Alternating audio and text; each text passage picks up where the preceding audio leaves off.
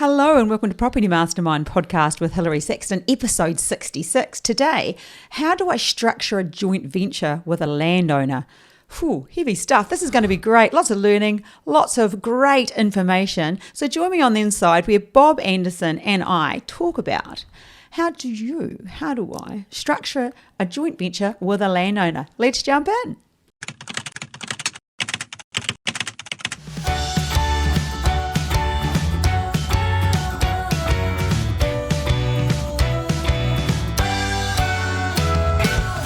Hi and welcome to episode 66. How do I structure a joint venture with a landowner? I'm your host, Hilary Sexton. Again, this week I have the amazing Bob Andersen with me. I have to say, if you don't know Bob, you must have been under a rock. But I do know we've had quite a lot of people letting us know that they're subscribing and following us now, which is fabulous. So we know we're putting out great content. If you know somebody that would you think might like listening to us, forward them the link so they know and hear about us. And also, remember to subscribe to our YouTube channel. That's great. That helps more people get to know the great content that we're putting out. But anyway, before we get started, giving away, again, a copy of this book, Property Millionaires Exposed. Remember to go straight to page 121. That's Bob's chapter on property development. But this week it goes to Craig Brown. Craig, thanks for subscribing to our YouTube channel. You'll just need to email me, hilary@propertymastermind.com.au, and I will need your address and post it out to you. So, before we get started on how do I structure a joint venture with a landowner, Bob. Yes. I'd like to thank you for joining me. Oh, you don't have to, but nice to be here. Thanks. We're recording this early, nice and early on a Monday morning. It comes out Thursday, so we're up with the sparrows today. Yep. All looking fresh for a Monday. Yeah, we are. Yeah. I like getting up early. Oh, same. Now that it's warming up. Yes, we were struggling over winter, but we live in Queensland. I think that's a bit ridiculous. Well, it got below 20 once or twice there. Oh, no, there were some mornings that it was around 11. It's actually very hard to get out of bed. Ugh. But you have to realise that I am from New Zealand. Obviously, you'd understand my accent. And I'm used to cold mornings. I'm not. No, gosh, no. But I must also say that I'm big on rituals, daily rituals. So getting up early and just doing those good morning rituals that we both do, that we do together a lot of the time, makes a big difference to your day. So if you're interested in learning more about that, reach out and let me know. And perhaps we could do a podcast on that sets you up to being successful in life. And success in life is about achieving what you want. And if it's property development, well, then that's the go. In the right place. We're in the right place. So, Bob, before we get started, this week this was your idea of the podcast. So, what was the reason you came up with, or why did you come with? How do I structure a joint venture with a landowner? Well, it's one of my favourite creative strategies, and it's one I've done quite a lot of and doing at the moment. In fact, we've got a meeting in about probably 4 or 5 weeks with the board of an organisation that owns land that can be developed, and we've been talking to them for about 12 months now, working towards a joint venture with them as the landowner. So it's always on my mind. It's something I like to look out for, and it's a great creative strategy because it can give you a development without putting in any money. If it's in some cases, yeah. And you know what you just brought up then that I don't know if we'll end up discussing or if it was in the podcast plan. We've got a few notes in front of us, but you mentioned the words have been in discussion for quite a long time.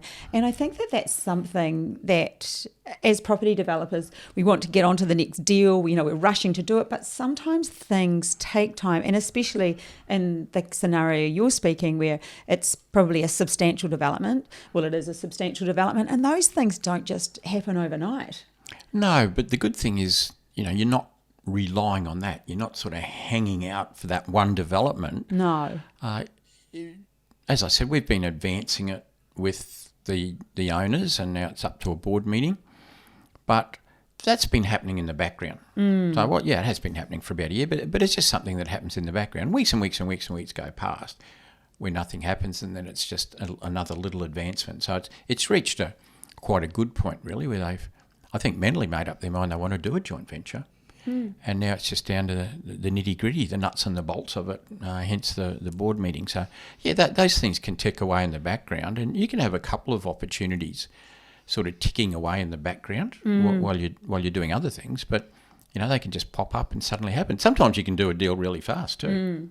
Do you know, as I hear you say that, it reminds me, because I often have an idea for a podcast around a question that one of my clients, or one of our clients, one of the mentoring students has, and I think if they think that, then obviously with them I go sort of nitty gritty and take it right through, but I think it's a concept or it's an issue that a lot of people have. And when you say that, we often are dealing with developments ourselves that are large, they're big, but Bob's building a retirement village right now, and that's 99 properties on one property with numerous joint ventures and capital raising, and it's huge. But the students or the mentoring people that we work with one-on-one are doing exactly the same thing, but in a smaller way. So it's exactly the same. So we sort of work at the grassroots level and then at a bigger level, but the issues or the things you're dealing with the principles are all the same. Absolutely. And it reminds me of Connie. I'm going to say her name because I'm going to get her on this podcast.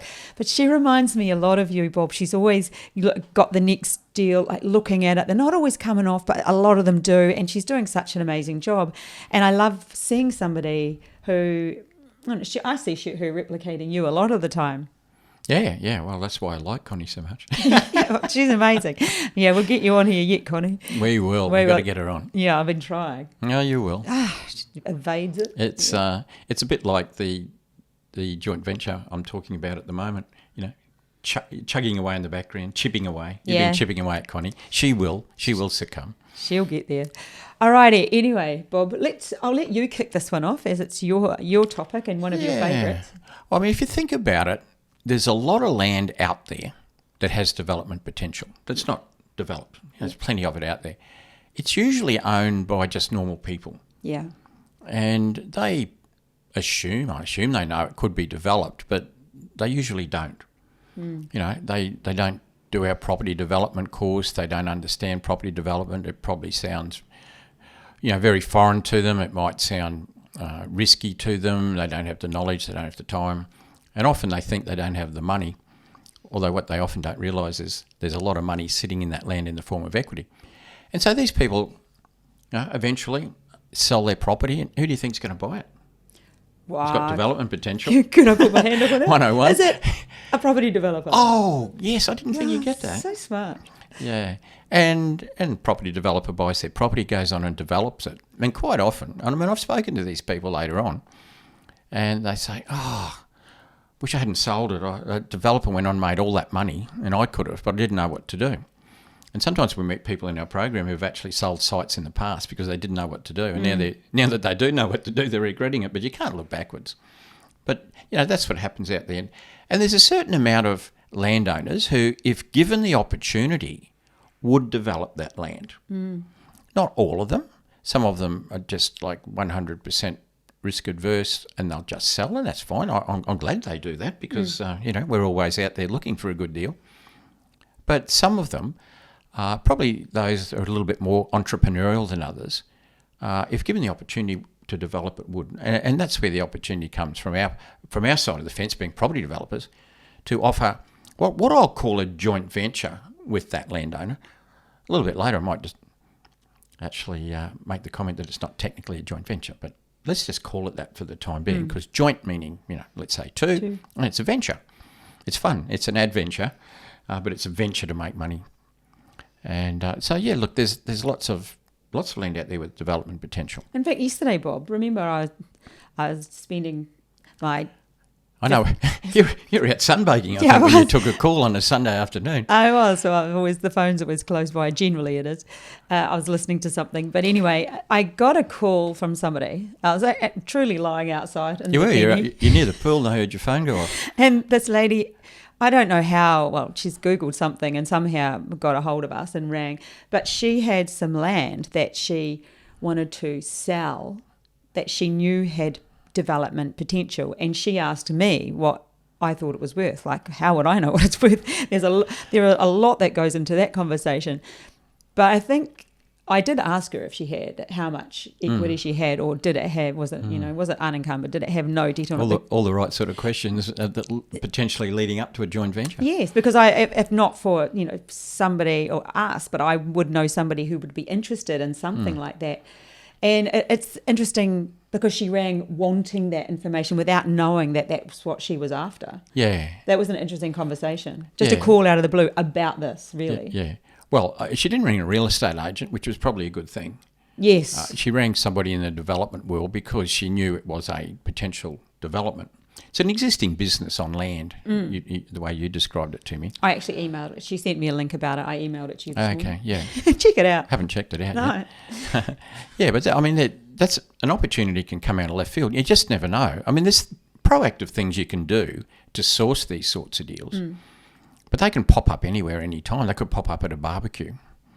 When I think of the joint ventures with landowners I've done over the years and how I've actually met the landowner, it wasn't always, me going door knocking or sending letters, and you can do all that. It's often been, what I'd say out of left field. It could be at an event, it could be at a barbecue, it could be anywhere. I probably, you know those people, bit of a stutter there, you know those people that have a piece of land that has potential, have a property with potential. Very often, if they don't know what to do, they probably wouldn't be at a property event because they would know what to do. It's probably more likely what you're saying. It's at the barbecue. It's having those conversations. People that are interested in property. Or an introduction through a third party. Yes. Somebody like, broker, a finance broker. Yes. Yeah, they might have a client who's got land with development potential that they could introduce you to.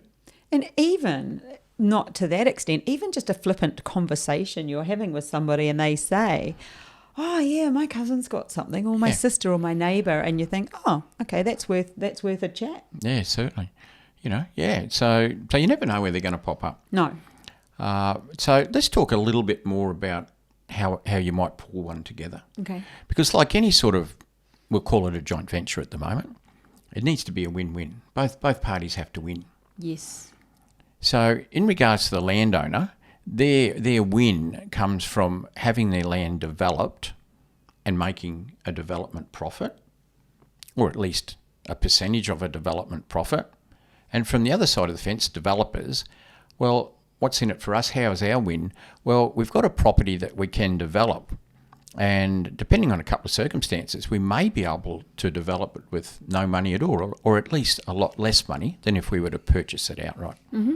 And so it's always that win-win that we're looking for in any form of joint venture.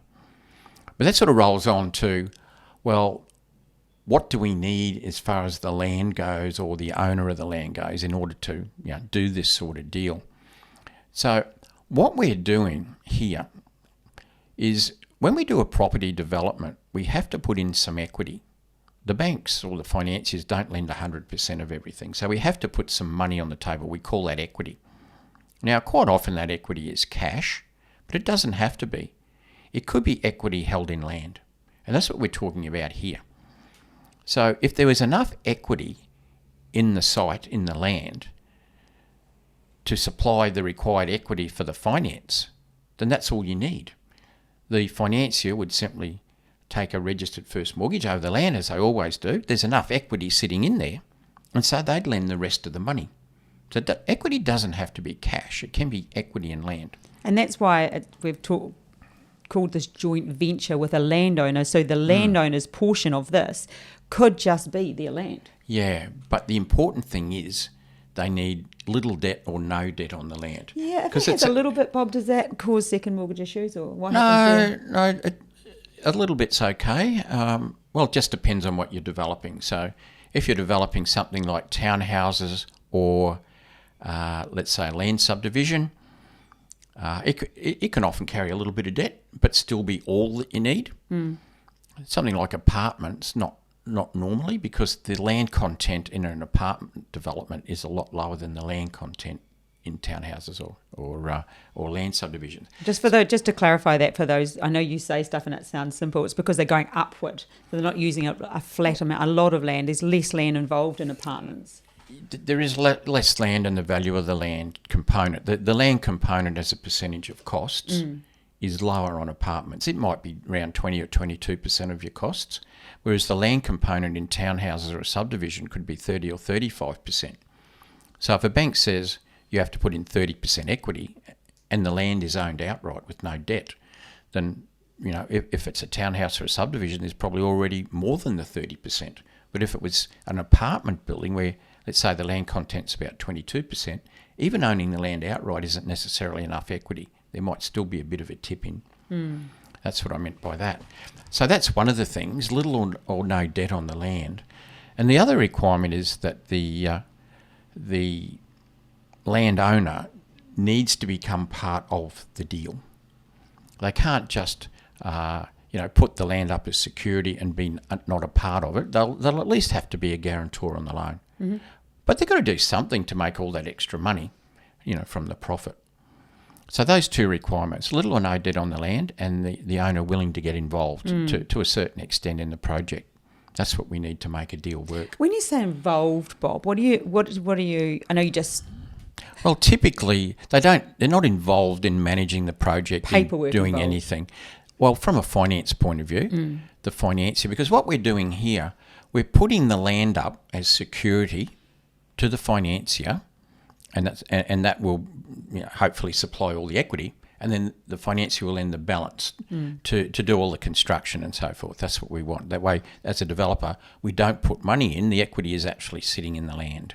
So just in summary, what we need to make this joint venture with the landowner work is we need equity, or little or no debt on the land. And when we're talking about the involvement of the landowner, it's in the finance. They'll need to be a guarantor on the loan. They don't have to be the borrower. The developer can be the borrower. But there needs to be some sort of connection from the financier's perspective between the land and the owner. Remember, the land is being put up as security to borrow against, but the land is owned by the landowner, who is not necessarily the borrower. And that's okay. That's called a third-party mortgage. These things happen all day, every day. So that's the two requirements that we need to make this thing work. And it might be an opportunity to talk about the so-called joint venture, because we use the term joint venture, as I said earlier. Loosely. We use it loosely. The land stays in the name of the landowner. So this has got a bit to do with the structure. I've seen some people contemplate setting up a new entity, whatever that entity happens to be, whether it's a company or a company with a trust behind, or a trust with a company behind it, either way. And the landowner and the developer both become, let's say, directors. Wouldn't that trigger stamp duty and stuff? Well, it does. Yeah, and that's why you don't want to go down that path, because not only would it trigger stamp duty, because taking the land out of one entity into another, but capital gains tax potentially, yes. and that would depend a bit on, and this is not tax advice, but obviously it would depend a bit on whether that property is an investment owned by the landowner or whether it's a principal place of residence. And so the idea is, and this is how it typically works, and I should say, whenever you're looking at doing something like this, get advice. I was just going to say that. Perfect timing. It's just vital that you have the right advice, and that's something that we get a lot. Well, people they get started on a development, or it's the PPR, and then they just don't get advice on how to set the structure up. You need to talk to a tax accountant, a specialist in this area, and it's, we might think, it's going to cost me money. Trust me, it will save you money. Yeah, don't think about that. Yeah. So an expert, an accountant, if you like, a property accountant, someone is well experienced in property development structures, business structures, tax structures, to advise you on it from the developer's point of view. But also the landowner will need to get their own personal advice. Because, as I said, it could be an investment property, it could be a PPR. They need to understand their tax position coming into this development. So as a developer pulling this together, it's not really our concern, their tax position, but they will need to know their tax position, which could have some effect on the actual structure of the joint venture. I'm keeping it pretty simple. Yes. Just explaining in general terms how these work. But at the end of the day, there needs to be personal advice. The landowner needs to get that, and he pays for that, and that's theirs, he or she. But there needs to be, if you like, the project advice for the best structure, and nearly always it'll remain in the landowner's name and dealt with that way. So that way we're not triggering capital gains tax potentially, or stamp duty. Yeah. Yeah. So because of that, there needs to be a joint venture agreement between the developer and the landowner. And this is why it's technically not a joint venture. The word joint venture can have many meanings. The Australian Tax Office, for instance, has a definition of a joint venture. Oh, seriously? Do you know it? I know the bones of it. Oh, my gosh. It's what we call... Hang on, let's dial into Google. Oh, yeah. Well, we won't get too far down there. But it's what you might call a pure joint venture, where two parties come together equally to share the responsibilities, to share the costs, to share the profits. And we generally don't do joint ventures like that, rarely, in property development. We joint ventures with an equity partner, we're doing joint ventures with a loan partner, we're doing joint ventures with a landowner. It's not all equal, and people aren't doing the same work and all that sort of thing. So, but then, joint ventures have other meanings outside of what the ATO defines it as well, and that's typical. But with this case here, we don't want to call it a joint venture. It's basically a project management agreement between the developer and the landowner, whereby the developer in that agreement develops the land on behalf of the landowner and gets paid a fee for doing it. And I say the word fee, and I didn't say the word profit share, and I did that intentionally. How you calculate that fee might be based on profit share. For instance, a common one is 50% profit share. So what happens typically in these sorts of arrangements, the land stays in the landowner's name. There's a project management agreement between the developer and the landowner, and the developer does the project management, pulls it all together, makes it happen. And at the other end, of course, let's say everything's sold and you end up with a profit. So what happens at the other end?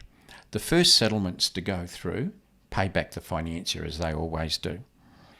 The next lot of settlements pay the pre-agreed price for the land. So part of this joint venture is that both parties would have to agree on what the land is worth at the time the joint venture is struck.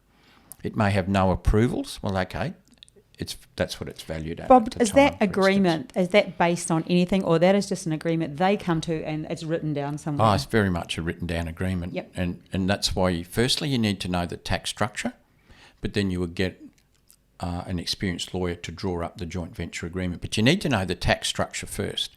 So what you would properly do is get advice on the tax structure. Once that's set, that tax structure is then given to the lawyer, and the lawyer will draw up the project management agreement or the development management agreement, same thing. And so, as I was saying, at settlement time, financier gets their money first. The next settlements to happen would pay back that pre-agreed land value that went into the joint venture, and that's all pre-agreed. And then, well, the rest of it's profit. Yes.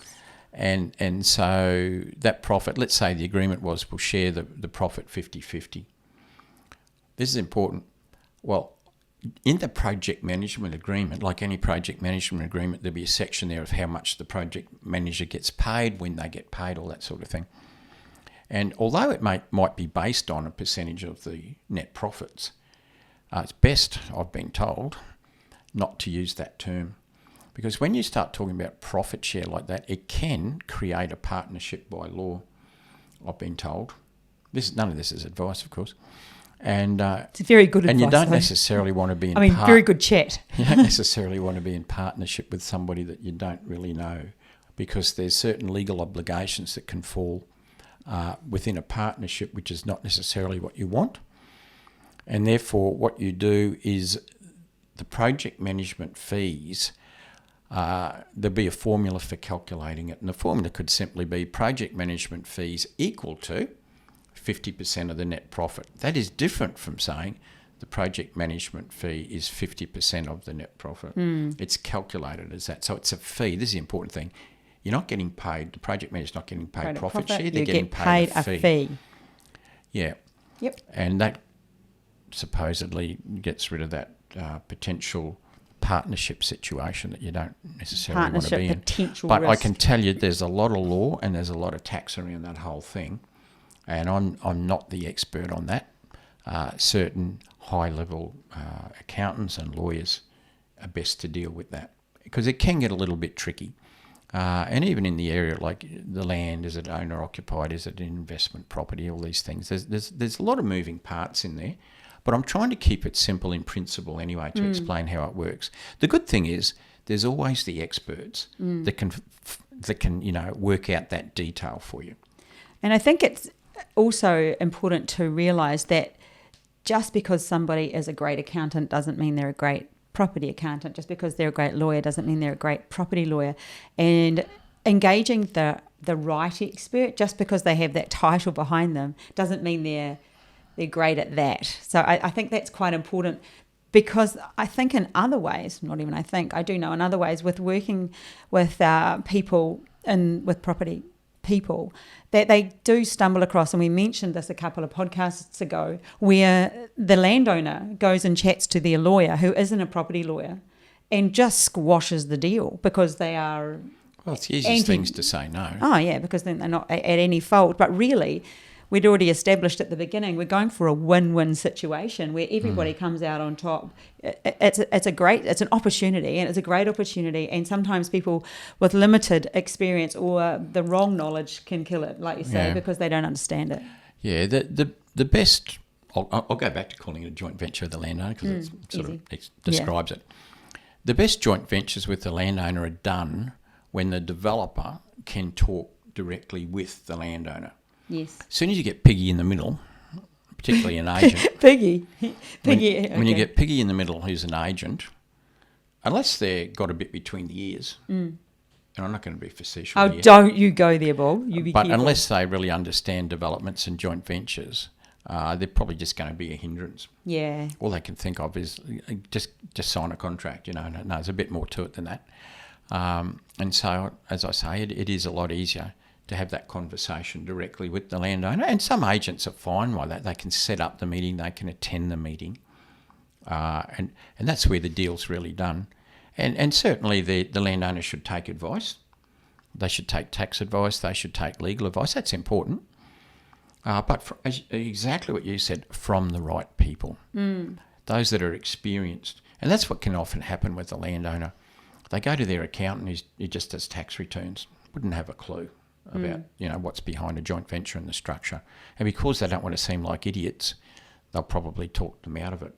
And the same with a lawyer. They might go to the family lawyer that does a bit of everything, a bit of an all-rounder, and jack of all trades. The easiest thing for them to say is no, don't do it, because they're not liable if anything went wrong. Yeah, exactly. So they need to go to the right people, and independently, not necessarily your lawyer and your accountant. Because generally, your lawyer or accountant won't really want to advise them, not without quite a hefty sort of a disclaimer anyway. Bob, do you think we've covered it off pretty well? I think so. I mean, we've talked about the generalities of it. Yeah. I think, if you want a quick recap, they're a great deal to do because you can do projects with little or no money of your own. The land needs to be low in debt or unencumbered, and the landowner needs to become part of the deal. You need to, from a quick structural point of view, the land stays in the landowner's name. You need a project management agreement. So take good advice from a good property accountant and a good property lawyer, and you'll get there. Okay. If you're interested in joining us at our 3 upcoming networking events, we have October is pretty jam-packed. We've got the 8th in Brisbane, we've got the 15th in Sydney, and we've got the 22nd in Melbourne. There will be links below if you'd like to join us at those events. They go from 2:30 to 5:30 on those days, and then we stay around afterwards for some fabulous networking. We will be talking finance unpacked at this networking event. The last one was joint ventures. This one will be finance. So come along. We would love... Hot topic.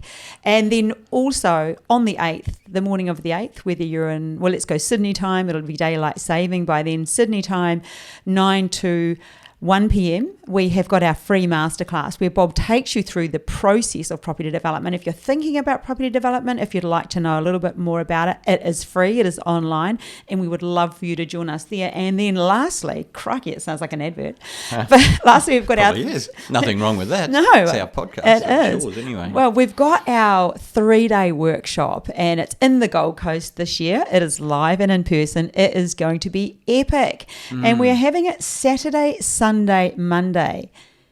The 4th, 5th, 5, 6, 7. 5, 6. Oh, crikey, I'm going to get in trouble for getting that wrong. It is the 5th, 6th, 7th of November in the Gold Coast. We are starting at 10 a.m. on the first day for those that want to fly in on the first day. It will be amazing. Numbers are clocking up pretty quickly. So if you are keen to join it's a us. limited size venue. Yeah, So. it definitely is limited. So please, if you're interested, you can send me an email, admin@propertymastermind.com.au, and we can talk about the options for you about coming. And if you've previously come along to one, we offer the repeat offender for those that have purchased our bundle in the past for only $395. So that's an amazing deal. I know. Crazy Bob rolls deal. his eyes. He's like, "Oh my goodness!" But anyway, it's a great weekend. Tradition, It is.